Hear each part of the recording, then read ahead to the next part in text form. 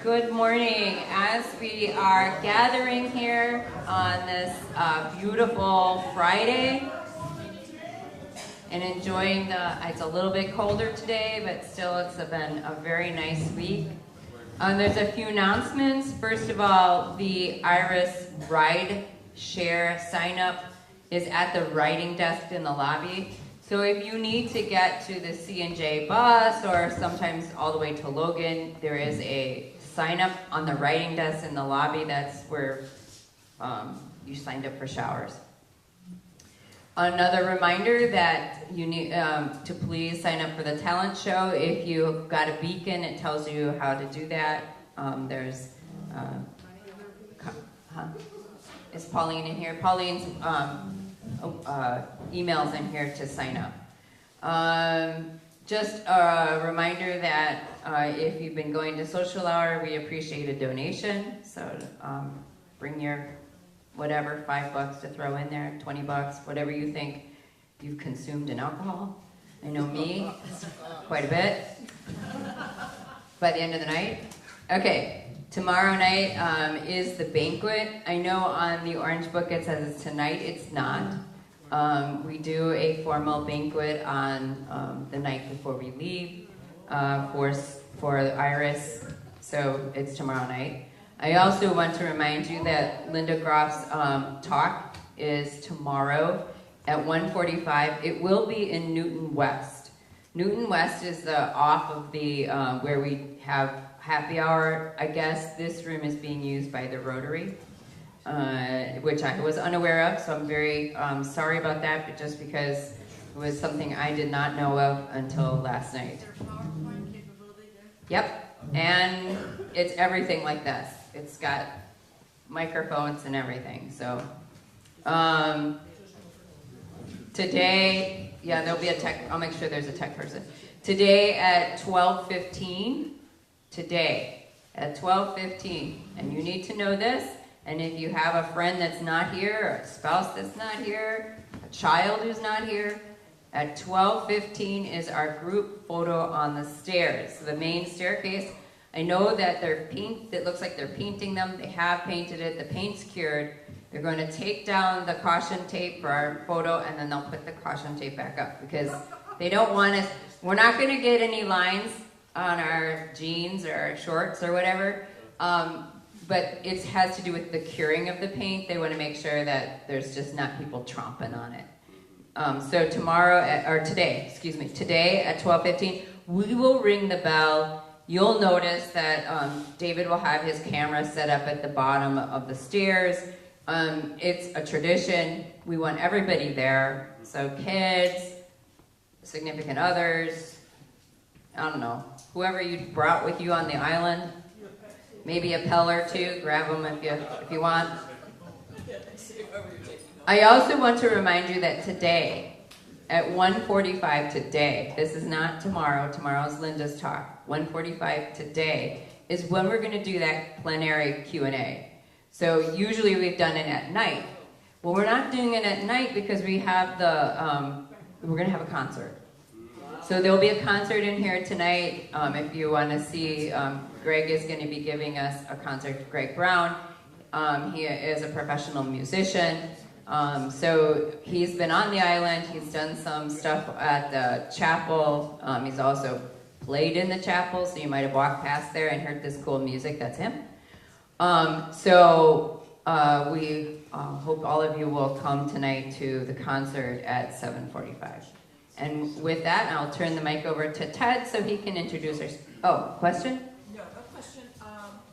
Toilets are having problems flushing kind of all over the island. They're aware of it, they're working on it. So the 2 bathrooms here, other bathrooms, and other... I know, isn't that, it's one of those things you have to deal with when you're on an island, right? There you go. There we go. So let's just not worry. We know that they're working on the problem. They're aware. Thank you so much for that. Last night we learned how much the Pelicans like attending to toilet problems. Exactly. It's another skit in the making. There's something new bubbling up in the world of Islam these days, and it's a fresh interest in matters having to do with cosmology and astrobiology and astrophysics.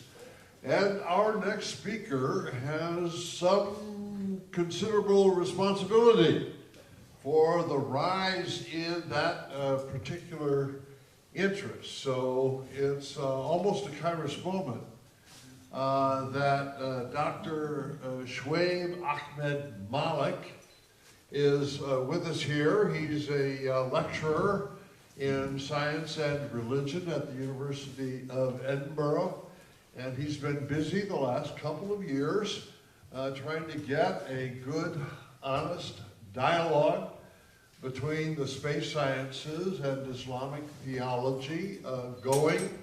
And it's both Arthur Peterson at Zygon and myself at Theology and Science are really glad that Dr. Malik has been working with us. He's now on the editorial board of Theology and Science. So I think we can expect in the next couple of years to see what we technically call a fruitful research program in this area developing, and Dr. Malik will have a lot to do with some new dialogue and hopefully new insights coming up.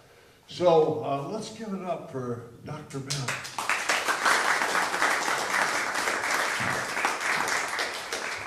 Hello everyone, can you hear me? Yes. Right, great. So I first of all want to say thank you for pronouncing my name correctly. I've heard a few iterations this past week. Sweeb was an interesting one, but that's not the worst one. When I was in the UK, I came across a gentleman who I think never met a foreigner in his life. And when I told him my name, I remember seeing his brain working in front of me, and then he had a stab at the name. Hello, Shabubu. So it's been good. This week has been very, very good. Before I begin my talk, I just want to say thank you to everyone here for making this such an amazing event. I mean, I've been to several conferences around the world, but nothing quite beats what I've seen here. You have a very community-oriented framework. People from all walks of life. I mean, heck, I've even sat down with a process theologian.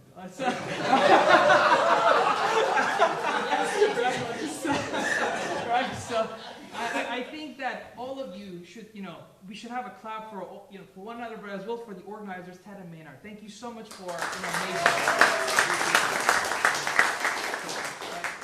So the title of my talk is mostly for rhetorical effect. I'm not going to convince you that there can be Muslim or Christian aliens. What I want to do is just start an interfaith dialogue. And my plan is to kind of go through four main topics. I want to first introduce myself so you can kind of see where I'm coming from. How did I get to where I am today? I'll then go over some preliminary points to set up the stage. And then we'll look into 6 potential contact points that are, I think, informative for Christians and Muslims to kind of think about when it comes to extraterrestrials. And if we have time, I'll potentially go over some future research questions that may provide further food for thought. So, my grandparents are from Pakistan. My grandfather moved to Kuwait, a very small country in the Middle East. My father was born and raised there. I was born and raised there. And I've been in a British school my whole life. I even went to the UK for my university.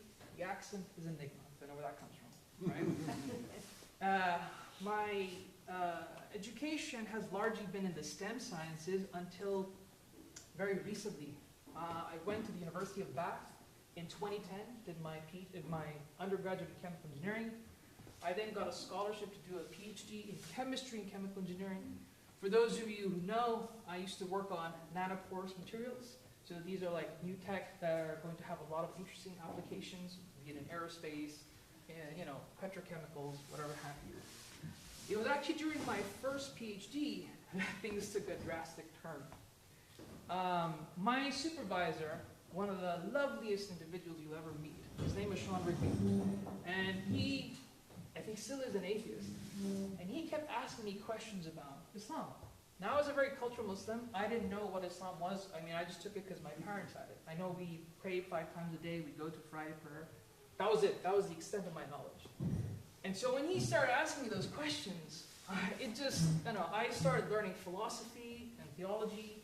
And I went through my own phases. I became atheist for a while, then agnostic, studied a variety of religions. And then, sorry? Someone say that? No.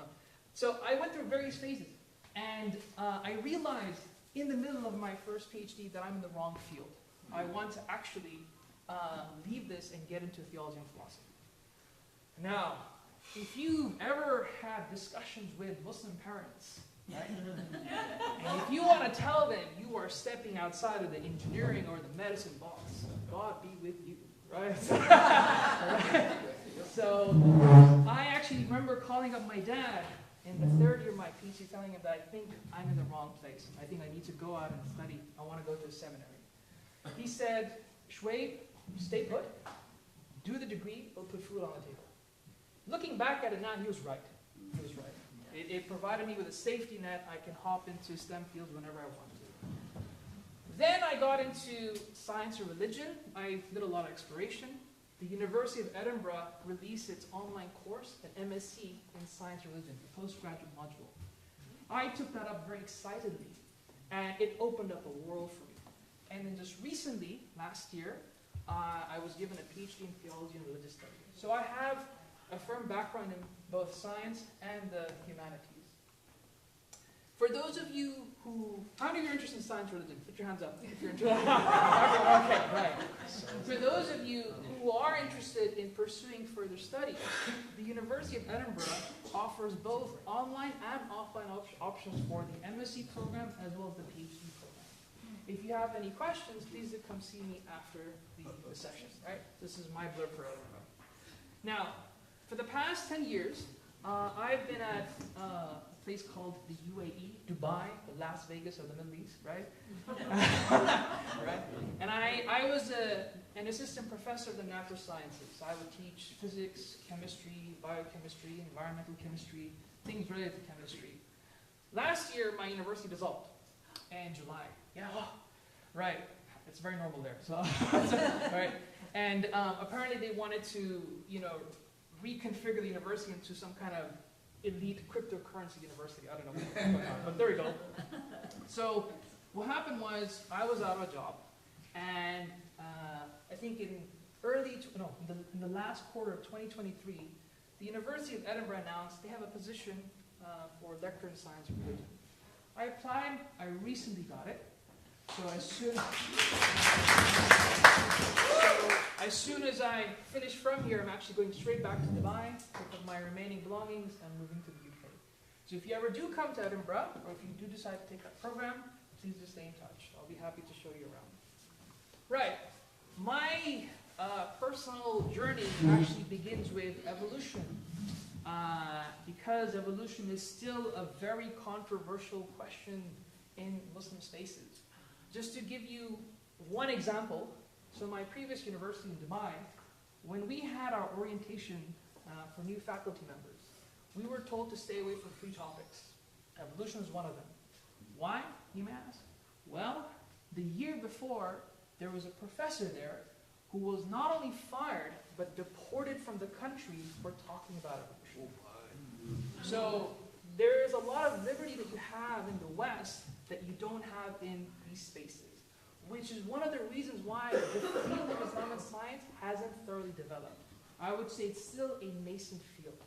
And that's why I'm very thankful to people like Ted and Arthur, who've been actively trying to find participants to develop the discourse. Now, when I was doing my MSc in science and religion, I wanted to see what is the area that I can constructively help develop.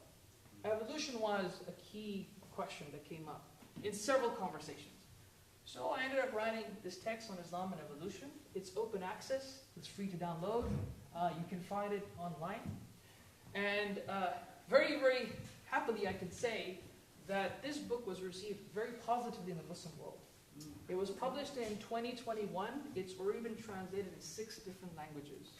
It's been endorsed by seminary scholars, instructors, high schools. It's been used as teaching material as well. So we're making headways here. Now my broader project is to not just stick to evolution, even though that's a part of the conversation, is to help develop the field of Islam and science. At the moment, if you want to find a textbook on science or religion, you will find, last I counted, 14. Not a single textbook exists on Islam and science at the moment. Not a single textbook. Shocking, but there we go. So, to help grow the field, I was also recently made the chief editor of two big projects. One is a book series, and the other is an encyclopedia. Now, for those of you who are maybe outside of the academic space, a book series simply means that when a certain subject matter has come into some level of maturity, and we want to concentrate publications in that area, we then streamline it through a dedicated subject matter, right? So you have book series on organic chemistry, for example. Boring, but you know, there's one there. Quantum physics, right? Right? So no offense to organic chemists, I was once myself. So, for example, my book came out with Religious Science Religious Series. This is co-edited by Michael Burdett at the University of Nottingham, and Mark Harris, who was at Edinburgh, he's now at Oxford. So the equivalent of this, Islam and Science, is now a dedicated book series with Palgrave. We already have 6 books contracted with 6 more under review. So imagine in the next 5-10 years, you can now have a series of books that you can show, discuss with your students or your family members or friends that can hopefully develop a discourse. One of them is a very exciting book. As far as I can tell, it is the world's first English text on AI and Islamic theology. So that would be very cool. The encyclopedia is simply what it says on the tin. It's basically a reference of all the key buzzwords and the key people in the area. So these are like 3,000, 2,000 word summaries of the subject matter. And this will be free online. So my plan is, this is my life's mission, is to kind of develop the field. And I hope that, we can reach a form of maturity where we can have new students, train the next generation, and get further in our precision. So this has been my journey. This has been my journey. How did I get into extraterrestrials? Well, interestingly enough, it actually started off with an online discussion on Facebook. Right? So when I was talking about my work on evolution, you have to bear in mind the discussion on Islam and evolution is where it was with Christianity and evolution in the early 20th century. We're still far, far away in terms of maturity. And so I propped up the idea, let's say if you believe that humanity started with Adam and Eve. There are historical figures called Adam and Eve. I made a suggestion in my work, well, what if there could be other humans around, right? What if there could be other humans around that could have been interbred, leading to this genetic ancestry that we see in our DNA, right? That's a possibility. And there was some pushback by some people, and I converse with everyone. I don't just stick to the academic ivory towers. I do converse with everybody, including the lady. And there was just one individual who had a very interesting response. He said to me, well, Shoaib, I don't believe that, because that would have been such an important thing that God would have mentioned it in Scripture. Why did he leave it out? And then as the conversation evolved, it went to extraterrestrials. And he had the same response for aliens. If aliens do indeed exist, they would be very important. And he was just not able to digest the fact that it's not mentioned in Scripture. So the mere absence of mention of extraterrestrials became a basis for him rejecting it. That's what prompted my interest in extraterrestrials. Now, that then led me to the existing literature. Believe it or not, extraterrestrials, unlike evolution, is a very interesting topic in the Muslim world. In fact, this book came out, I think, in 2018. It's called Islam, Science Fiction, and Extraterrestrial Life. It's written by a German scholar, Jörg Matthias Determann. He's in Qatar, at one of the branches of Virginia Commonwealth University. He published this showing that discussion of space travel, extraterrestrial life is bubbling all over the Muslim world. And there's a huge science fiction subculture in Egypt, in Indonesia, in Malaysia. So this is not something that's treated negatively. Of course, the father of astrotheology, Ted Peters, right? I came across Ted's work, I think in my very early years, 2016. That's when I first picked up his book. And both of these became very pivotal in terms of how I wanted to approach Islam and extraterrestrial questions. We had a conference during COVID. Everyone remember COVID? Oh, beautiful COVID times, right? All right. So we had an online conference at the Virginia Commonwealth University. And we actually had a lot of interest. We got so many submissions coming in. We had a call for papers. We even had Father Jose Funes. I don't know if I pronounced that correctly. But Father Jose was, he's a very pivotal figure in the Vatican. And he was very impressed that, Muslims are now talking about this. The proceedings of this conference led to this edited volume. Wow. This just came out this year in February or December. And many people endorsed it, including Ted. And after I sent him the manuscript, not only did he endorse the book, he actually invited me to IRAS. So there are plus points of publishing books, guys. So, right. This book, as far as I can tell, and Ted, you can maybe correct me if I'm wrong, as far as I can tell, this is the first English academic treatment, booklet, of Islam and extraterrestrials. And we had quite a few different perspectives. Now, the Muslim world is not homogeneous, right? There are many different subcamps. So, for example, I'm a Sunni Muslim. We have another big camp called Shiism, right? And so this book is something I'm really proud of because we capture both perspectives in here.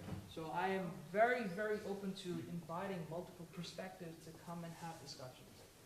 My own project, or my own chapter in this volume, was an interfaith inquiry.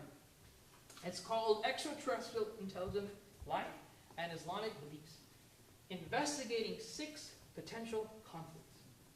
This inquiry actually started off with, was inspired by 2 individuals, McIntosh and Tyler McNabb. Have you guys heard of these names before? Any of you? No. These are upcoming, I'd say, philosophers, Christian philosophers. And they have a very interesting paper called Houston, Do We Have a Problem? Extraterrestrial Intelligent Life and Christian Belief. So they highlight 6 potential conversation points and see if any of them have any conflict with Christian doctrine or Christian conceptions. And that became the basis for my paper. And that's what I'd like to walk through with you today. So a few caveats here. The first one being, I am not presenting to you the Christian response. I'm just presenting to you a Christian response. So this is going to be Tyler, McNabb's, and McIntosh's ideas. And at the same time, I'm not presenting to you the Muslim response. It is a response. Right? Now, Tyler and McIntosh, they have these 6 things that they discuss in that paper. Is there a conflict between extraterrestrial life and theism? So the idea that God exists. That's the first one. Is there anything in Scripture that undermines the idea of ETIs? Anything in the doctrine set of things? So the tradition, the problem of evil, which is a big one. And then finally, the general narrative. And what I want to do is walk through these 6 points with you, giving what they say, but also what the Islamic responses could be like. Right? So hopefully that can provide you with some conversation points in how you may interact with these discussions, but also looking at it from an interfaith perspective. I also want to add, this is not me neglecting other religious traditions. I'm not here saying that Jewish voices are not important. This was just the scope of my study. And I just feel, given the audience that we have here, I think this was an appropriate thing to go through. Right. One last thing before we begin the conversation. I'm aware that some of you might be having an exposure to Islam for the first time. Some of you, not all of you. So I just wanted to give you like a basic overview, and I'll unpack some of the specifics as we get through the presentation. First, Islam presents itself as the final religion from God. This is the final message revealed. Prophet Muhammad is the seal. He's the prophet to which we latch on to for our narrative. Right? Unlike Christianity, there are 2 primary scriptures that that very strongly act as the constituents of Islam. The first is the Quran, which is understood as the literal, not inspired word of God. And then you have the hadiths, which are basically the sayings and the actions of the Prophet Muhammad. Both of these are the basis for Islamic doctrine as well as practice, right? We also believe God created and sustains the world, and I'll just keep that very ambiguous for now, what that exactly entails. And we also have the concept of a hereafter, that there is going to be a day of judgment, you will be held accountable for your deeds. Those concepts are clearly there, right? And I would like to say that the Muslim world is vast, so that's why I've kept this very general. If you want to get into maybe difference of opinions, I invite you to ask me questions in the Q&A. Right, so the first conflict that McIntosh and McNabb discuss is there a conflict between, on the one hand, the existence of God, and on the other, the existence of ETI? Hands up if you think there's a conflict here. No. Hands up if you think there's no conflict here whatsoever. Right, all of you would say that. Very good. Now, interestingly, we had mention of a few different scientific ideas in the past few days. So one book that came out was called The Lucky Earth, right? I think it was Seth who mentioned it. And the idea behind that is that the conditions for life on Earth are so specific that it's remarkable that we even exist. Right? So that's one way of maybe arguing that things are so finely tuned on Earth that it begs the question, who created these conditions? Right? Some kind of designer of sorts. Now, if ETI is prevalent throughout the universe, then perhaps that particular argument could be dampened, according to Tyler and Chan. So that's one way an argument for God's existence could be undermined. Another one is, and I think this was done in Jennifer's talk, is multiverses. Right? The idea that in addition to our universe, there could be other universes alongside. If we are, one out of a billion universes that could be existing alongside of us, we just happen to be in the lucky pot. So there's nothing so special about us. Now, if that's true, then have you guys heard the fine-tuning argument? Hands up if you, yeah, all of you are aware. So the fine-tuning argument is just a more global argument, that the universe is very specifically tuned to specific configurations. That requires an answer, which is usually rested on God or a designer of sorts. That argument could also be undermined. And what's very interesting is, evolution also plays a role in this discussion. So I'm really glad Lucas mentioned yesterday that arguably if there is ETI, on other planets, then the most likely explanation for that will be evolution. We'll assume that evolution is the causal mechanism. Now before I unpack how that becomes relevant to the question of theism, I just want to clarify one thing which usually gets lost in translation. There is a big difference between the origins of species and the origins of life. Origin of species is explained by evolution. How do different species emerge, right? Whereas the question about the origins of life is not the topic of evolution. It is a different disciplinary inquiry called abiogenesis, right? So these are two conceptually different things. To be clear, evolution requires there be an origin of life scenario, but it doesn't explain the origin of life scenario. These are two different things. Particularly when you get into creationist literature, this gets muddled up into one conversation.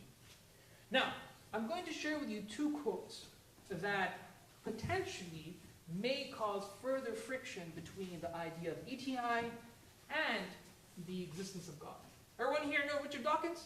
Yeah? No. Okay. Now, he has a paragraph here. In case any of you have dyslexia, I'll read this out loud. I am continually astonished by those theists who, far from having their consciousness raised in the way that I propose, seem to rejoice in natural selection as God's way of achieving this creation. They note that evolution by natural selection would be a very easy and neat way to achieve a world full of life. God wouldn't need to do anything at all. Peter Atkins, for those of you who don't know, he's a famous chemist from the UK, takes this line of thought to a sensibly godless conclusion when he postulates a hypothetically lazy God who tries to get away with as little as possible in order to make a universe containing life. Atkins' lazy God is even lazier than the deist God of the 18th century Enlightenment. Literally God at leisure, I like those statements. Unoccupied, unemployed, superfluous, useless. Step by step, Atkins succeeds in reducing the amount of work of the lazy God has to do until he finally ends up doing nothing at all. he might as well not bother to exist. Now, what is actually happening in this quote is, Dawkins is presenting this idea that if we now have a scientific explanation for how species are coming about, we don't need God anymore. God is redundant, right? Now here's another quote. This is, anyone know Francis Crick? Yeah? Very famous author, scientist. He had this very interesting paragraph from his article on directed panspermia, the idea that life is seeded. Right? Could life have started on Earth as a result of infection by microorganisms sent here deliberately by a technological society on another planet, by means of a special, long-range, unmanned spaceship? If we are capable of infecting an as yet lifeless extrasolar planet, then, given that the time was available, another technological society might well have infected our planet when it was still lifeless.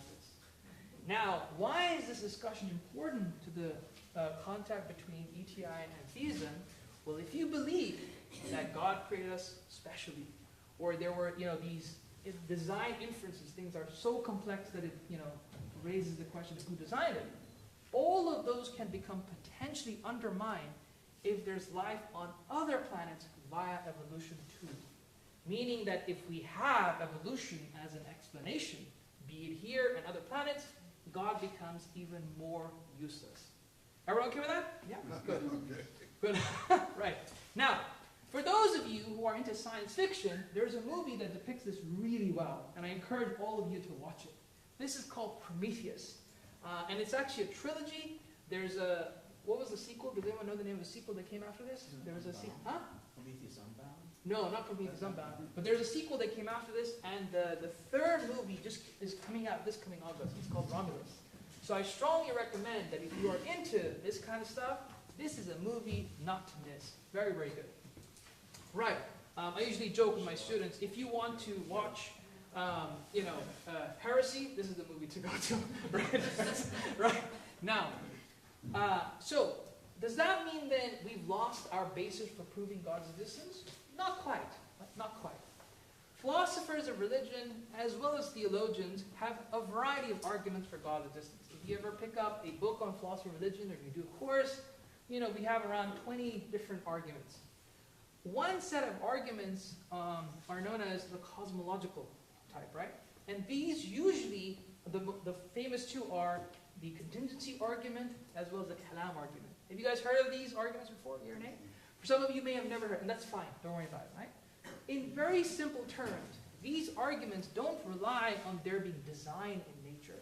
It just simply starts with the question, why does something exist rather than not? That's all it starts with. So why do humans exist? Well, we came out of our ancestors. Well, where did they come from? They came out from the first cell. Well, where did the first cell come from? Elements. Well, where did they come from? Well, laws of nature. Where did laws of nature come from? And you keep going back and back and back until you end up with some kind of ultimate explanation. In philosophical language, that ultimate explanation is known as the necessary being, and anything other than that is known as contingency. Now, the details of this we don't need to get into, but this is a well-known argument which people fall back on, regardless of the state of affairs of design argument. So given that, do we have a strong conflict with theism given ETI? Not necessarily.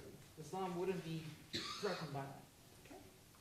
Now, is there a conflict with Scripture? Right?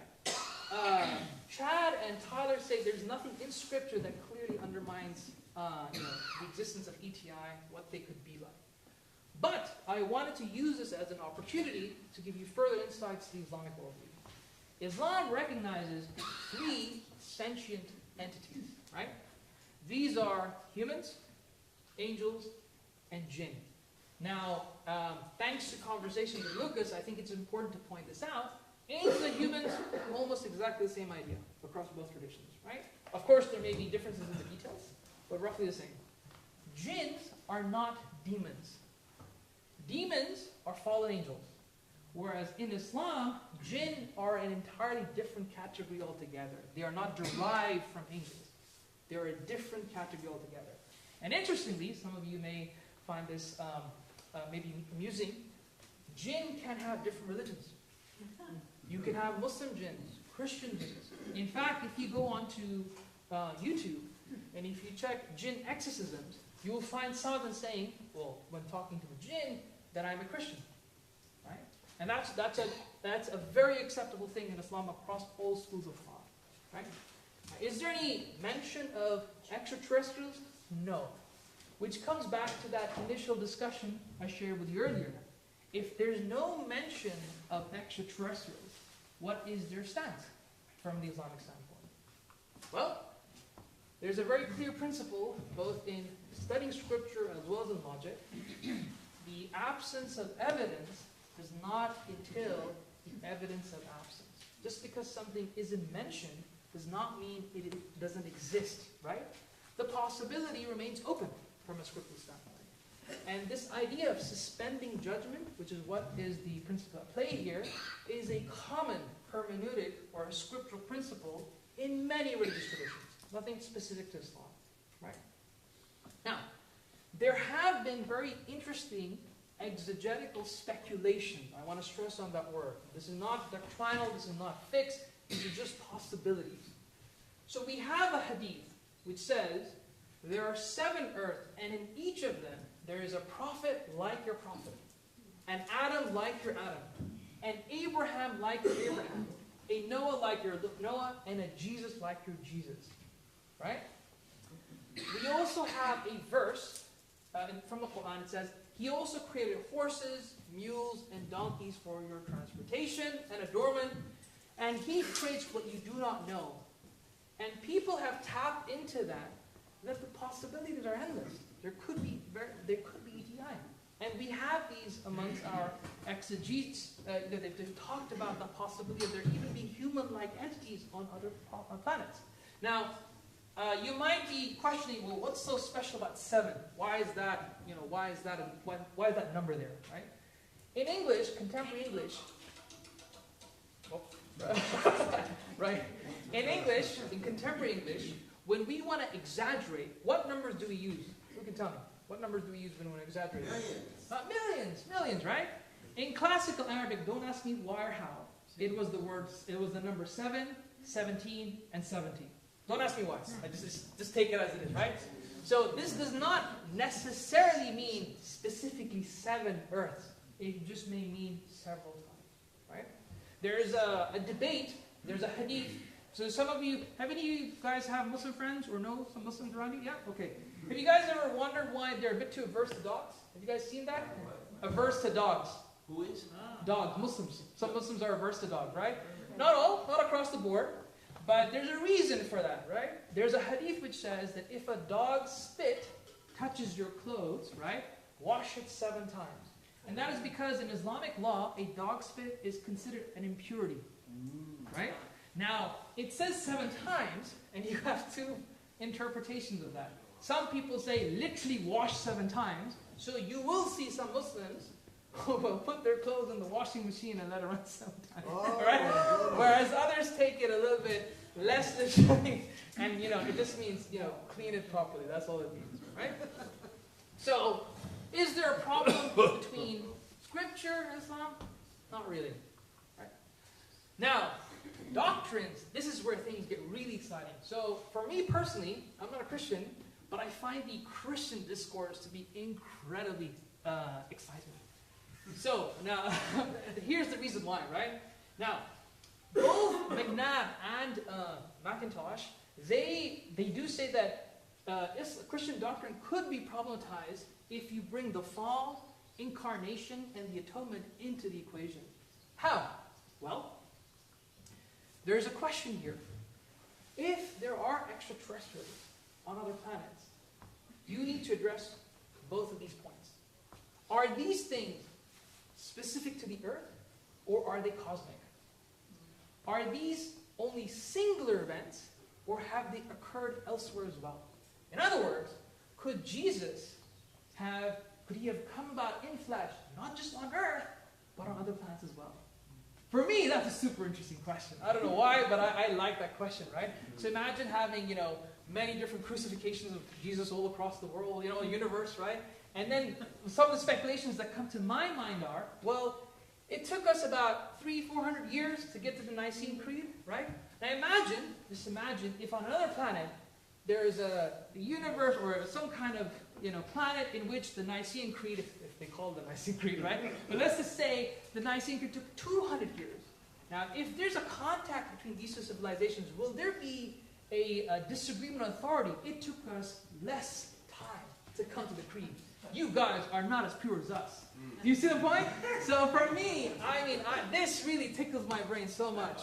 There's an excellent book that came out recently, Exotheology, Theological Explorations of Intelligent Extraterrestrial Life by Joel Parkin. I think he's in the US. That is a phenomenal text to get your hands on if you're interested in the space. Now, from an Islamic standpoint, none of these are theological commitments. Muslims don't believe in the fall. Muslims don't believe in incarnation. And Muslims don't believe in the atonement. Now, to be clear here, right, I just want to clarify this point. Muslims definitely believe in Jesus. In fact, if you deny the existence of Jesus, you are outside the fold of Islam. You are excommunicated, right? The disagreement is on his status. In Christianity, it is about divinity. In Islam, it's about prophethood. He is a prophet. So, given that none of these are commitments within Islamic thought, we do believe in the fall, by the way. We do believe, Adam ate from the tree. He fell down, from grace, however you want to express that. We do believe in that, right? But apart from that, none of these are doctrinal commitments. So, is there a doctrinal issue with Christianity, with Islam and ETIs? No, not really. Now we come to the tradition. Okay, so by tradition we mean just general discussions around scripture or theology. Here we get to a very interesting question about human nature and human uniqueness. So theological, so do you guys know what theological anthropology means? Hands up, yes or no? Right, some of you. For those of you who don't know, anthropology is about the study of humans, right? So you can be an anthropologist. Theological anthropology is understanding what makes human nature, what makes humans unique from a theological or religious standpoint. And here we draw on our theological resources to come up with those conceptions. Right? Traditionally, what we've relied on are Aristotle and Plato for defining those things. But in today's time, we are now seeing a lot of questions emerge. So there are three big discussions that are forcing us to reevaluate what does it mean to be a human? What makes us unique? One is extraterrestrials, the focus of this conference. Two is evolution. And three is AI. Those are the three big discussion points. All of those are forcing theologians, philosophers, scientists to really kind of understand what is it that makes us different if we are different. Now, Tyler McNabb said there's nothing problematic here. If there are extraterrestrials, it wouldn't undermine our uniqueness in any way, right? Now, in the Islamic world, there was a debate that took place in the medieval era. And that was the debate of what is the best creation of God? What is the best creation of God? Right? And here, we had three potential responses. One was, it was angels, because they are sinless. Right? And if you're sinless, then you're perfect. Right? Then you must be the best of creation. Others say, no, hang on. Humans are the better creation because they have the potential to sin. And they can choose to sin or not. Because of this capacity to choose, which angels don't necessarily occupy because they're programmed to be perfect, humans are better. Right? And the third option was you remain uncommitted. There's no status. Right? Now, Ted showed you the picture of Muzaffar Iqbal. Muzaffar Iqbal is of the opinion there is nothing clear in Scripture that forces us to know whether extraterrestrials could be more important or better than human beings.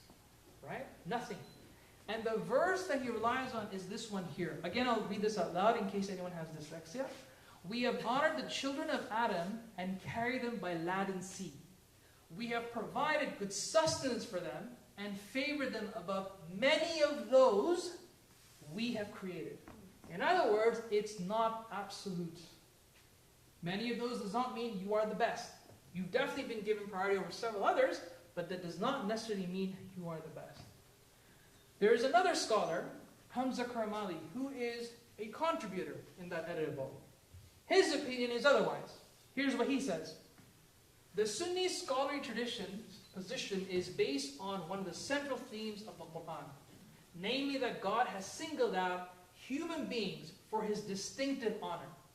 If intelligent extraterrestrials exist, they have been less honored by God than human beings. So the reason why I shared this debate with you is because depending on how much you want to load into human uniqueness and human nature, it may affect how you conclude what the capabilities of ETIs could be like. Here, we have a clear difference.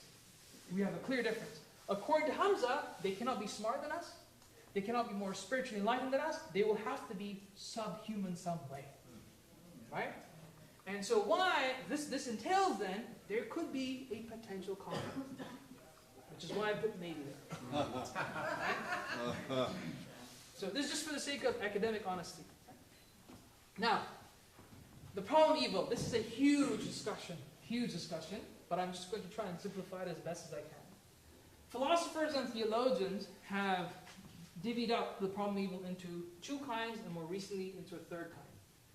So natural evil is the evil that is the consequence of some kind of atrocious event, be it death from volcanoes, tornadoes, earthquakes, yada yada. Things that are outside of the control of human beings, right?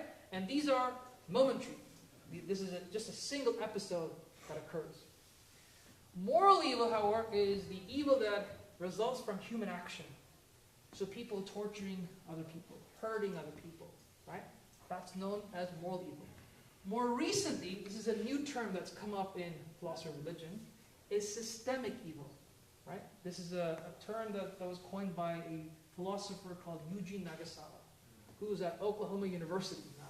He was at the University of Birmingham last year. The systemic evil is a very simple idea. Let me ask you all a question, right? Has evolution resulted in the loss of species, yes or no? Yes. Right. Okay. Has there been a lot of death and suffering in the process, yes or no? Yes. So we now have a process embedded in the history of life that has led to death and suffering. This is known as systemic evil. So it's not a momentary thing. It is a system that's been embedded in the structure of the universe itself. So these are three different kinds of evil. Right?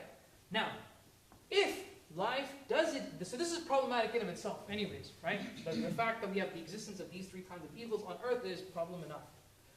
But if you now are saying that there are ETIs on other planets, you have now raised the problem to a whole new degree. And so in my own chapter, I refer this to as astrobiological evil, where if you combine these three and implement these on other bodies of the universe, you've raised the problem exponentially, right? Now, Muslims, like Christians, have several theodicies. Hands up if you don't know what theodicy means. Hands up? Okay, there's a few people. Theodicy simply means we have this conception that God is all-powerful, all-knowledgeable, and He is omnibenevolent, right? We believe that. But then at the same time, we see evil and suffering on planet Earth. Could He not step in and eliminate those things? How do you square evil and suffering in existence with such a noble God? And the responses that come out of that are known as theodicies. That's it, right? Now, Christians and Muslims share a lot of theodicies. Evil is there because God wanted to test you. That's one response. Evil is there because it's a soul-lifting process. You learn from these things, right? Theodicy. There's also a spiritual theodicy where we don't know, right? There's also this cosmic justice theodicy where everything will be put on the scales of justice in the hereafter, right? So you have a variety of options there. For this reason, McNabb and McIntosh, they say, yeah, not a big deal. No option on the table, right? So that's their response. My personal response is an anti-theodicy. So to be clear here, what I mean by that is that unlike Christianity, where the idea of evil being attributed to God is very, very disliked, right? Whereas for me, in the specific tradition that I come from, God is the creator of evil. He does create evil. But the categories of evil and good are inapplicable to him. He is beyond those terms. So for example, can you say a rock is morally good or bad? Can you apply those terms to a rock? No, it's inapplicable. Similarly here, to apply the terms good and bad to God is a philosophical problem. And I questioned that and I mentioned the details in my research. We can unpack that in the Q&A, but this is one particular stance to have. So in other words, I don't deny there's evil and suffering, 100% there is. But I don't think that this is a problem for God, or the specific tradition that I belong to. Right? So this is not an issue. So I'm sure that's going to raise a lot of questions for sure. Right? I'm like looking at everyone here. Yeah, okay. Right. Now, is there a conflict with the general narrative? Now, by this, Tyler and Chad simply mean, is there anything outside of these discussions that could raise concerns for Christians? Right? That's all they mean by that. And I thought about this. I thought about this a lot. And this comes back to your survey, Ted, right? I do believe that even though there may not be any doctrinal or scriptural issues or whatever, I do think that some Muslims will have an existential problem with aliens, right? One of them might be because the fact that they exist and they've not been revealed, that is, I think, a serious concern for some people. Because there is a group of Muslims who believe that the Quran contains all knowledge. They do believe that. And if that's the case, and now we have ETI on our doorstep, why did God not reveal that to us? I also believe there's a threat factor which you can possibly, trace back to evolution. It's fear or fight kind of thing. I think that the unknown scares us, and I think this is a universal thing, not necessarily a religious specific thing. So I don't necessarily see a religious conflict, I just see basic human reactions coming to the fore. That's my understanding here. Right. So, to conclude, I think that in large part, Christians and Muslims do have a lot of overlap. But I think there are also some specific differences here, as you can see. Do we have enough time, Ted? Or are we about to come to a close? Yeah, why don't you take a good 5 more minutes? Good. Yeah, so now, this is me kind of concluding my chapter that I shared with you. I'm just now sharing some future research questions that are driving my research. And there are 3. Eschatological interpretations, but it's just a fancy word of how might this impact your understanding of Judgment Day, or times leading up to Judgment Day. Right? Jurisprudential questions, again, a very fancy word for orthopraxis. How does it affect Muslim practice? Right? And then finally, sociological phenomena. How is this affecting people on the ground, their day-to-day affairs? Now, for me, the most exciting question is the following. Could the Antichrist be an alien? Right? So I generated that off of Midjourney. So I play around with Midjourney. So those are completely different. So for me, I'm now beginning to question, could the existence of ETI reshape our narrative of the Day of Judgment? Yeah or nay? Right? That's one thing. Jurisprudentially, yesterday, I think it was the day before yesterday, Ted asked, or I think it was in Mark's presentation, we were very, very briefly alluded to the idea that there was a Muslim in space, and there's a whole question about how he should pray in space. So, a question for all of you, which way do Muslims pray? Towards Mecca, right? That big cube, right? Now, interestingly, I think it was in 2007 or 11, one of the 2 dates, there was a Malaysian individual who became an astronaut, went up to space. And believe it or not, he wasn't the first Muslim astronaut. There were many before him. He was the 3rd person. The reason why that blew up on social media is because Malaysia caught whiff of this, and they wanted to put this on the media everywhere. So they even had a conference. They invited 150 Muslim scholars and scientists. How can this chap pray in space, right? And so there are 2 documents. If you want, I can share them with you. One is the result of that conference, which is the guideline for performing Islamic rites at the International Space Station. It's a 7-page document. If you want to know a little bit more, there's an academic article. Again, I can share that with you if you wish. Now, what was the result of that? Right, okay. How many times do Muslims pray a day? Anyone know? 5 times, right? 5 times, right? I have to wake up at 4 a.m. and start out because of the times, right? Now, so, what was their response? Well, since Muslims have to pray 5 times a day every 24 hours, the priority is you face towards Mecca, right? The priority is this. But that may not be possible, okay? Here's a question for all of you. Jennifer is not allowed to answer this question, right? How many times does the ISS circulate around the Earth every day? Does anyone know?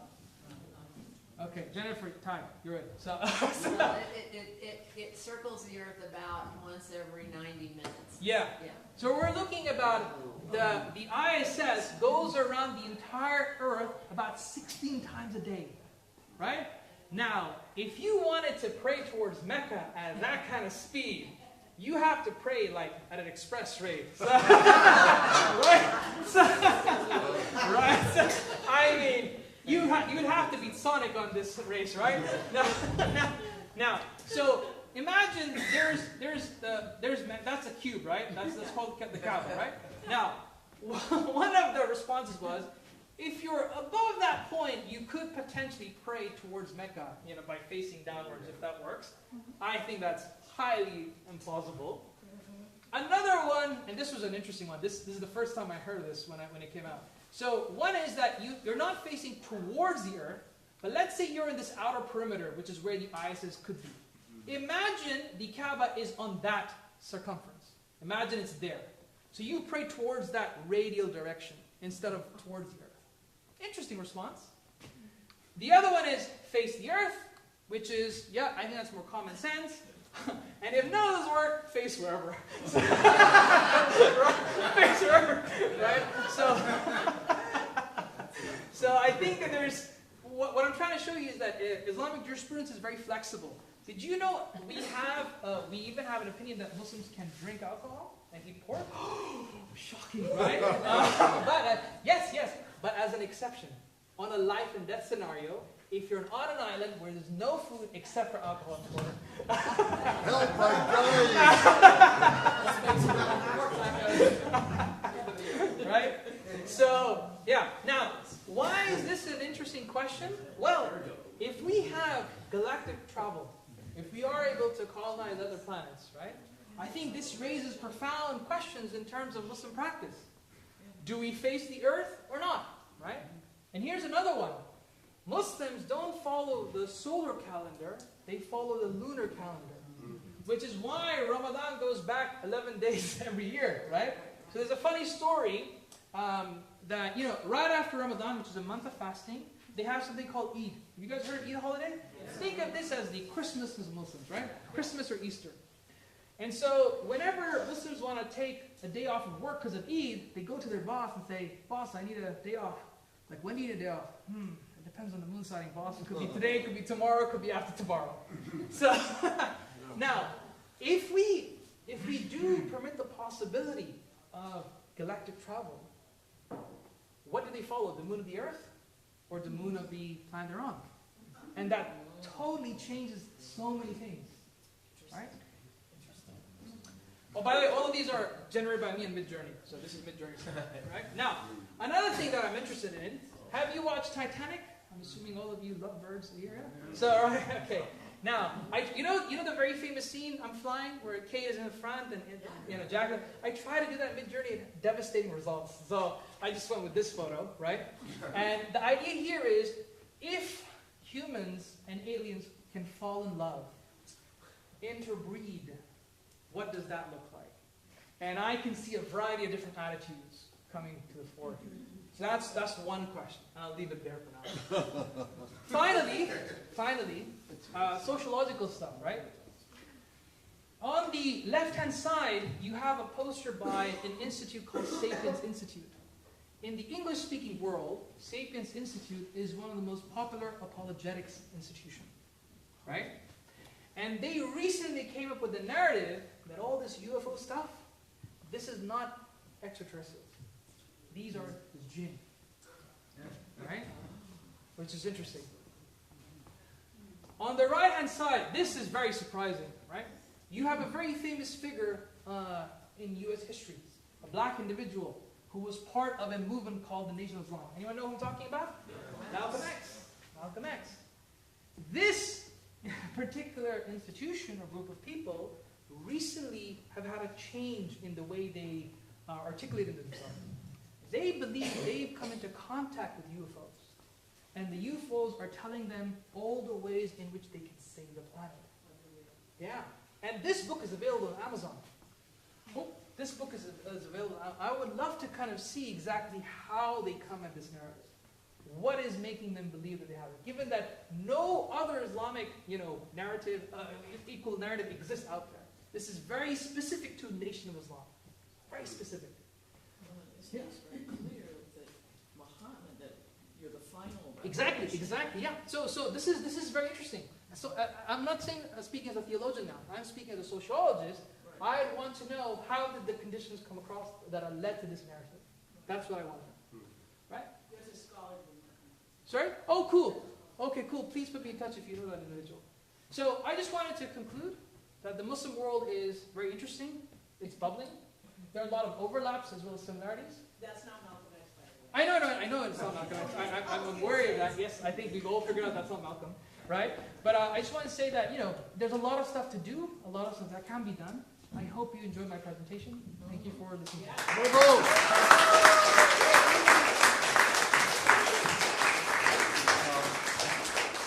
You have time to field questions from the floor. All right, let the excommunication begin. Yeah, okay, so I'll start with the process guy. Get him out of the way. So, Thanks. Very oh, interesting. you can use this. This actually goes to your comment. But I was surprised to see you say there's no potential doctrinal conflicts. You put an X there. Yeah. It seems like a lot of what we're discussing is precisely at its nature doctrinal. I think of, there's not an affirmation of incarnation of the Logos, right? So it's not that Jesus is hopping around planets, but the Logos is taking on different incarnational forms. Yeah. But there's a claim in Christianity of the finality of Christ, right?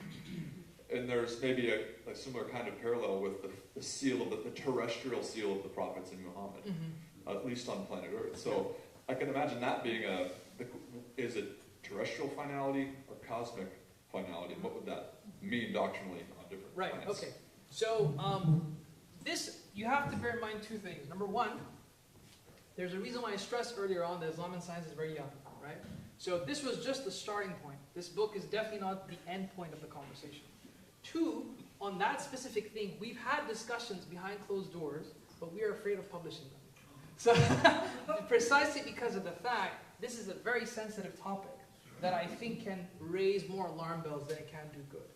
But if I were to share some opinions out there, there are suggestions that there could be other scriptures on Earth, and they may have competing claims. No, sorry, on other planets, and there could be competing claims.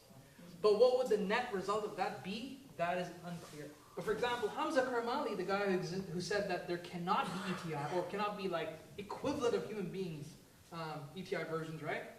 Then, for him, that's not a problem. They could have their scripture, but we are more superior. That's it. So it really ties down to your wider set of commitments. I am personally, open to that possibility, but whether there could be a seal after the prophet, another prophet after the prophet, I'm not so sure. I am not so sure. Would you say that is a doctrinal issue? That it could be. I'm not saying it can be. I think it has the potential to be a doctrinal issue, but it rests on your other conceptions. I don't think it's a standalone issue is what I'm saying. Yeah. Yeah, oh, sorry, go ahead. Yeah, you can speak from the right to that. Yeah. Paul, go ahead.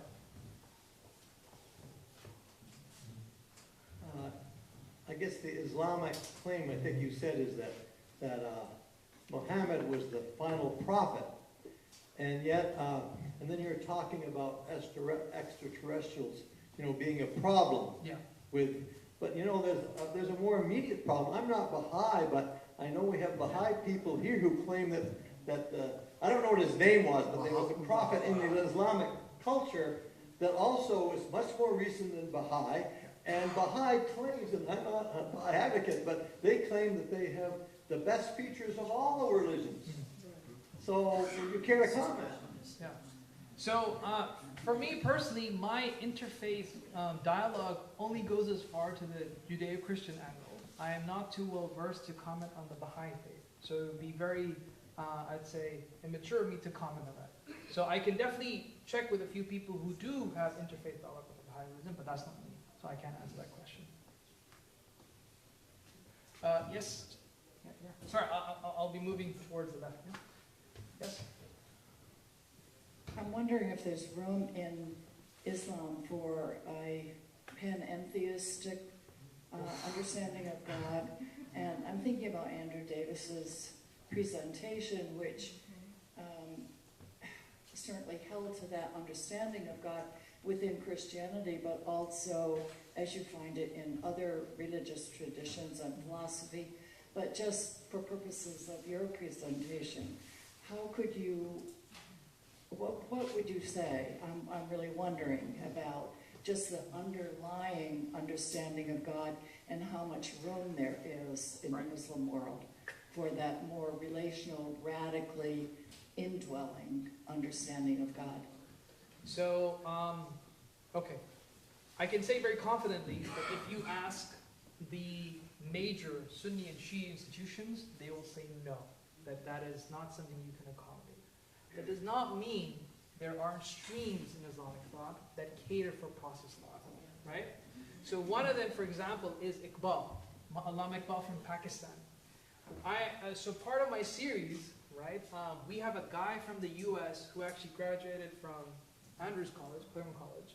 He's writing, from what I can tell, the first work on process theology through the lens of Iqbal and how it can relate to conversations of eco-theology as well as evolution. So that's coming up.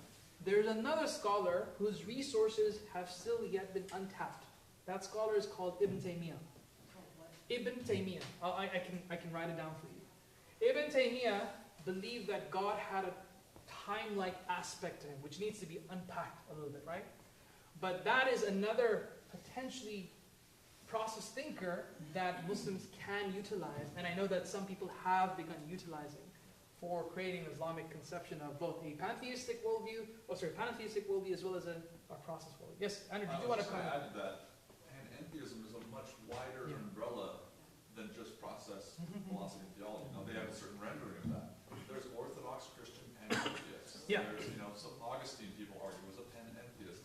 It gets to how we understand the relationship between transcendence and immanence, divine world relationship. Yeah. So, just to add to that point, the reason why I would argue that both Shia and Sunni institutions, I would say traditional institutions, the reason why they'd say that God is not, you cannot have or hold on to a pantheistic worldview. They say that God creates everything. In that sense, He's everywhere. God knows everything. But is He in everything? Is His presence in everything? They would stop there. So I think that's, and how far you want to press that back or push forward is where I think you will get difference of opinions. But the panentheistic then would be the inverse of that. Yeah, of course, yeah, of course, yeah. Yes, yes, go ahead. Just very quickly, not really a question, so I'll be really quick so you can go on the other side of the room. The two things, don't say Malcolm X if you don't mean Malcolm X. Okay, all right. I'll call you out on that, okay? Right. That was Louis Farrakhan. Louis Farrakhan claims that he was actually abducted, and that's where the whole, that you're talking about UFOs comes from. Yeah. So, okay, I'd say that as a person of color to that thing. Secondly, systemic evil, really cool. Is there any relationship to the Native American perspective of the existence of evil and that it can't be eradicated and that it is, as you said, built in? Sorry, it's not a question. Navajo. Have you seen any connection between Magasawi's idea of systemic evil and what Native American and the Native American perspective, or at least I can say the Navajo perspective, is told to me directly? No, I mean, Okay. Eugene only published his paper in 2018. He's just converted to a book. So this is a really new idea. So I think I'd like to inform him about that so he can draw that out further. Thanks for that. Yep. Yes, thank you. Harry Conley here. I'm going to pick up on a theme that Patricia just said. So you mentioned the term evil and with very specific connotations. Mm-hmm. And then as you began to explain, you then went into the use of the word suffering. Mm-hmm. And then you equated suffering with evil. Mm-hmm. Well, conceptually, that's a bit complicated if you're a Buddhist. Mm-hmm. Mm-hmm.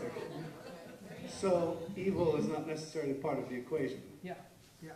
So I'm not sure where you're actually, how you're constructing this in the sense that would be more universal in a grander way for many different philosophies. And pick up on what Patricia said, for example, in the Mexica Indian nation, there is no such thing as evil. It doesn't exist. Yeah. It's a concept that is Western. And there either is or it isn't. It's the fabric of life, Yeah. or it is not. Right. Okay. So I'll give you the broadest conceptions that have parallels even in Christian thought. Right. There is a group of schools. I'm not going to say one school. A group of schools who believe that evil is existentially and ontologically real. It is a real part of the fabric of the universe. Right. On those occasions, what we want to fit into that, I think people will attribute things like death, suffering, right, pain. Those, I think, will be loaded into that. Now, the other side, the other group, does have a conception of evil, but it's not existential, it's relative. So the idea, for example, that is this bottle half full of water, or is it half empty, right? So the same way, is evil something that exists on its own independently, or is it the absence of goodness? These two modes of thought dominate in the Islamic conception. We have a group of philosophers like Avicenna, Ibn Rushd, who take the second line. I would say a lot of Sunni scholars will take the first line of thought, and that's where these differences can boil down. But the problem evil has never really been a problem, I'd say, for a large part of history. People have talked about evil in a pastoral way, where, when we experience pain, when we experience difficulty, how does that spiritually help me overcome things? That's a different set of reasons. But the very fact that evil exists and its relation to God, that was never really understood to be an issue. And I was talking about that philosophical component as opposed to the pastoral side. There's no theological problem. There's no theological problem, but there are definitely a lot of pastoral developments in this area. There's a really good book by a friend of mine. She's in the U.S. Her name is, I'll put up the photo, but her name is Nasreen Rosati. So I think she has an Iranian background. She did her PhD on the problem of evil. And she has a book out with Gretsch Publishers. And it was taken up by several seminaries because of the fact it's the first book that talks about how to deal with the problem of evil Islamically, existentially, like from a pastoral angle. So that would be a book that I think might be of interest to you. Yes, you can choose whoever. Following up on that, does the Quran have stories in which evil is personified as the devil, as in the Christian tradition? Because in the Christian tradition, taken from Manichaean and from Zoroastrian roots, there's a strong idea that the world is a cosmic battleground between the forces of good and evil, right. And that there's one person that personifies evil in a narrative sense. Is anything like that in the Quran? Right. Okay. So, without a shadow of a doubt, I think Islam registers Satan as the arch enemy of all of God's believers, right? And his job is to distract people from God in whatever capacity, and alluring you by temptation. So there's a lot of stress on fornication, alcohol, right? Losing your rationality, right? Any kind of sin. All of those are referred to in English at least as whispers of Satan, right? And so that's why there's a heavy emphasis on praxis as well. That these are the commandments laid down by God. Try to stick to these as close as possible. But does that mean everyone is, problem-free? No. Islam does recognize, and this is the dynamic aspect. Have you guys heard of Sufism before? Have you guys heard of that? Yeah. So Islam recognizes the three modalities of the human being: body, mind, and heart. Body is to do with praxis. This is where jurisprudence comes in. Doctrine is to do with the mind, and Sufism is to do with the heart. Right? Now, doctrine and practices are fixed. No one is going to come up with a new conception of God altogether, unless you're across the steel of it. Stick it in. Right? But the Sufism aspect, it recognizes not all human beings have the same vices. Right? Some have a problem with lowering their gaze. Right? Pornography is a big issue right now. Some have a problem with backbiting. Some have a problem with greed. Right? All of these have different ways of curing them. And that's why Sufism has been a very core component of the Islamic worldview, right? And so I believe that all three come together to try and dispel the influence of Satan. Can it ever be truly displaced? No. Because one idea is that we use the metaphor of an analogy. The higher up you go, as in like the harder you try to reach ascension towards God, internally that is, the higher you go, if you slip up, the harder you fall. Right? So you're constantly in this state of battling those forces of evil and good within you. And that's why all these three things regulate one another. Did that answer your question? Does that make sense? Yes. Yeah, great. Cool. Last question. Okay, sorry. No, it's right here. All right, okay, so CJ's the boss. Okay. Well, Goodness. Right. Okay. Shoaib, thanks. This is such an enlightening talk. Really appreciate it. One of your charts showed the side by side of, and there was only one category where you felt like the conflict with tradition. And the two examples, if I recall, that you showed of the two Islamic scholars or leaders thinking about this, it seems to me like neither one of them had a problem with there being an existence of ETI. It's just whether or not they needed to be somewhat lower than humans. Is that right? Yeah. So right. So there's not a conflict anywhere in Islam with there potentially being an existence of extraterrestrials. Yes. It's just their nature. Yeah, that's their denominator. But where I could see potential conflict is with the question of, could they match human capabilities or succeed them? Got it. I am of the opinion of Muzaffar here, even though he and I disagree on many things. But on this particular occasion, I believe that, Islam opens up a space for there being potentially superior creations than us, be it spiritually, technologically, physically. Whereas I think he would say no.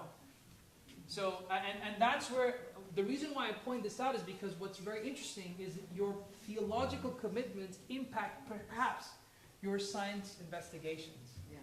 That's the reason why. Yeah, got it. Thank you. all right. There's no more questions. If you want to ask on the porch, go right ahead. It's time for coffee break, and then we're going to gather for our last time in discussion groups. And then we come back here to after lunch, and we actually have the plenary early. And the photo is happening before lunch at 12:15. So thank you.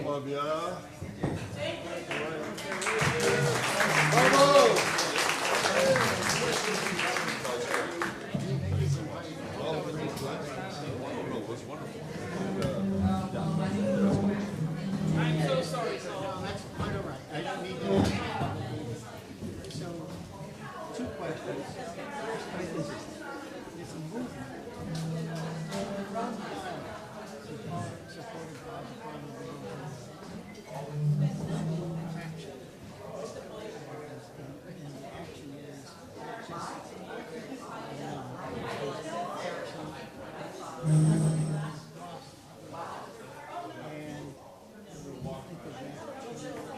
I'm very much in favor of it, but I'm wondering whether you have a sense of how that could happen. Can you expand on that? Yeah. Actually, for example, for the I've been working with on the Institute for Contextual Leadership of IRAS. People within countries. Right. So there are countries that where religions work with one another to solve a common problem. And because of that, Can't charge you.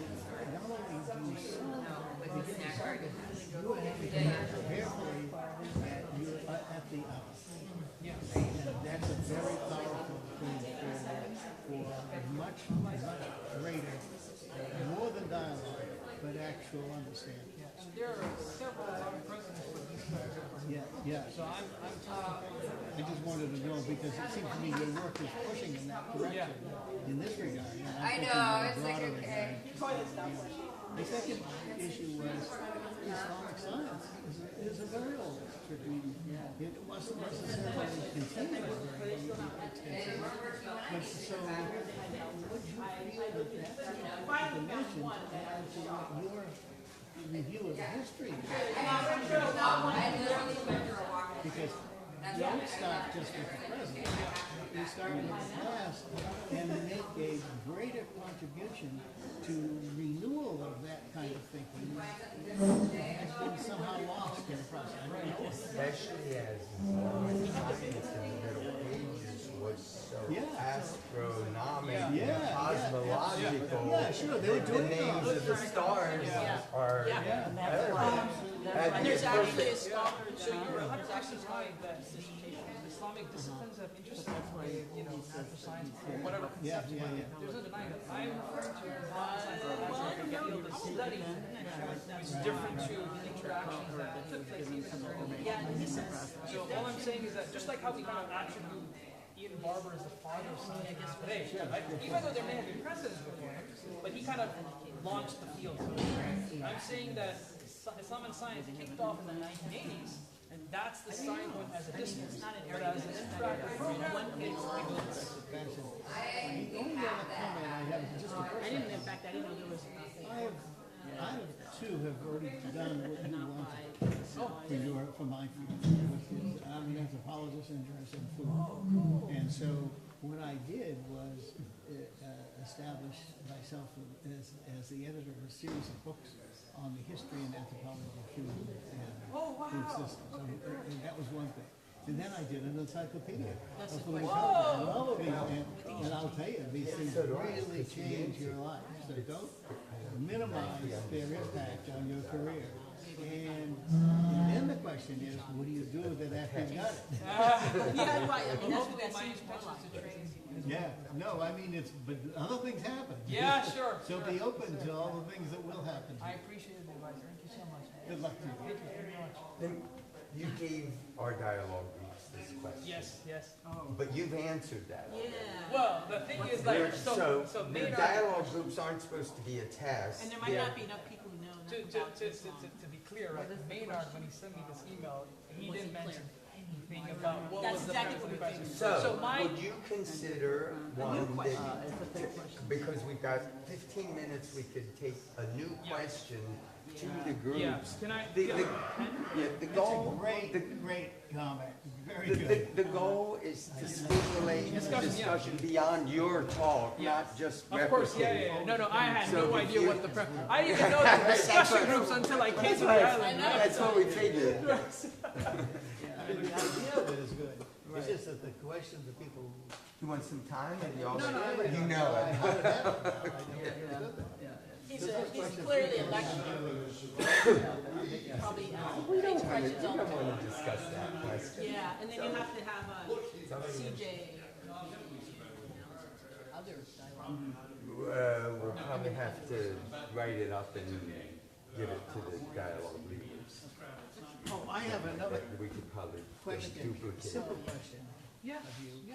Would you consider becoming a member of IRAS? I already told Ted that I. Yeah, you better be. Okay, well, really, tell Ted, tell the people from the council here, tell the president. Well, I don't know who the council is. Okay, I don't know. well, just tell the president that you want to become a member. Fill out What? that piece of paper. Okay, I will do that. And the election. This is your first time. Very soon, that's the reason I'm. Okay, cool, I appreciate it. Thank you. Great, I'm glad to invite you. When I became a member, I was more invested in it. Otherwise, you do all kinds of webinars and look at things online, but this is worth investing. Next year. No, Oh, you're doing it next year. I'm doing it next year. What is it going to, I am talking to the right person. That's right. The title is Spiritual Experience, a scientific, philosophical, and theological retreat because of the psychedelics and the knowledge we're getting about spiritual experience and mystical and psychological. We want the scientist, the philosopher, and the theologian. What are the edges that you have? What are the edges you have to take into consideration with this new knowledge? Why do I feel he has a hippie background? Have a what? Why It's do the I feel like you ponytail. have a hippie background when you speak? A hippie background.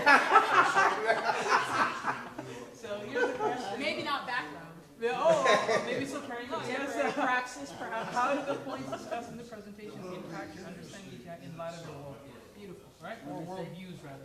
I will copy this and distribute I it to appreciate the it. We Thank need you to so give much, this yeah. to all the groups. I'm going to copy it now and give it to the group leaders. So Sorry, I that didn't, before they- I use it, they I all wanted to know. say, so my point about the book was, I wanted to make sure if I offended you or not. I didn't want to offend. I mean, but here's the thing, you know, Yeah, it's so all like- I wanted to say was that Malcolm X was associated with the movement. He was. That was it. That was, Yeah, I yeah. didn't say that he was Farrakhan. Well, listen to me though, because this is really important. Louis Farrakhan claims to have actually been abducted and it's very Hello, that is hello. That is like what? Anyway, there's a. Do you know the Houston? What's it called? The Archives of the Impossible. No. Yes, out of University, Rice University. Right, I know about Rice. Yeah, so okay. you know Jeffrey Yeah, Franklin. I know. And so you know the Archives of the Impossible. I don't know about the archive. I know the people. That No, know. there's like reams of materials that they've collected, like Jacques Vallée and his papers are there. I mean, they have a whole. Oh, thank you for doing that. Man, I did not know that. Okay. Yeah, yeah, and then Stephen Finley, F-I-N-L-E-Y, is the came out of Rice, PhD, who did a study of Farrakhan and the mother was Indian. So it's Wow. Okay. and since it's nothing considered adjacent to Islam, I'm sure you know the Nation of Islam is really. I don't, but I mean, like. Right. So no, and I have no dog in this fight. But it might be interesting and see that. So anyway, thank you, Steph. I love that. I lived in Sudan. Oh, okay, So, cool. a couple of years. The whole when you're talking about the alcohol, I'm like, yeah, they don't need the island. I'm just gonna. Sorry, can you tell the name of the archives again so I don't forget? Archives. Thank you. Yeah, it's so cool. I'm gonna have it here. I know Linda and Lucas have some. All right, yourself. I studied American Egypt this summer. Okay. Someone's telling me Arabic. Oh, wow. Mumtaz, wallah, mumtaz. So anyway, yeah, in interfaith dialogue. I'm not getting along with my guy this morning. That was really interesting. My brain is Because never happy. the scriptures, I don't know how you read kind of like the last one, you know, I find it interesting, for example, that Judaism, Christianity, Islam, and I all think they're the last, word of God. Fascinating, the whole thing was already And literal. I mean, I think at best, I think sometimes when you interpret scripture as literal. Whereas if you get a mystical tradition, you get all these other subtle interpretations of meaning that through this. In religious conversations, That's where we change. you don't want it to derail. So rather than relating to Islam, when the scriptures actually still could be different interpretations. Yeah, so it's a reason where consensus is so yeah, so if you ever go down the track of just learning basic Islamic Oh, it's dialogue. Yeah, that's right. I get it. primary references, but in addition to that, we have also consensus. And consensus restricts the amount of things that could become Islamic at a given time or across time. Yeah. So for example, that's what you can get close. I don't deny that, right? Yeah. But this is why, if you see the history, you have had sways and changes. Yeah. But there's a common core which are fixed. Yeah. And then, the reason why people don't want to do what a lot of Christian philosophers do is they're able to expand the borders is because you don't want to get the charge of excommunication because that has the death penalty attached to it. You see why? So even academically. You mean literally? Yeah, literally in some countries. Right? So that's why you have to be a bit careful in some of these. Yeah. So that's why I say even there's a lot of stuff that I've written but I haven't published. Yeah. Right? So and that's because I'm walking the Muslim culture slowly through step by step. Yes. Yeah. Have to be.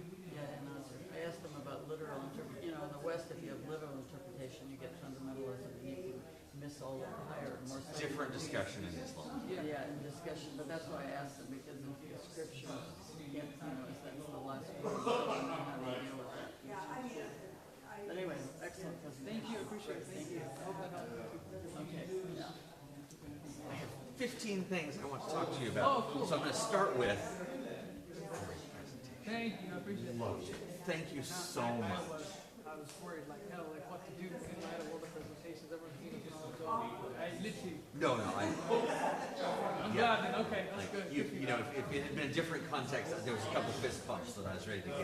Okay. So, you know, so yes, after that, do you want to get coffee or something? I don't want to stop you let's from your go. break. When do we? Can you tell me? Because I don't know the schedule. When do we? We have 15 more minutes before yeah. Okay. our Let's get coffee. small Sure. groups. We can get coffee.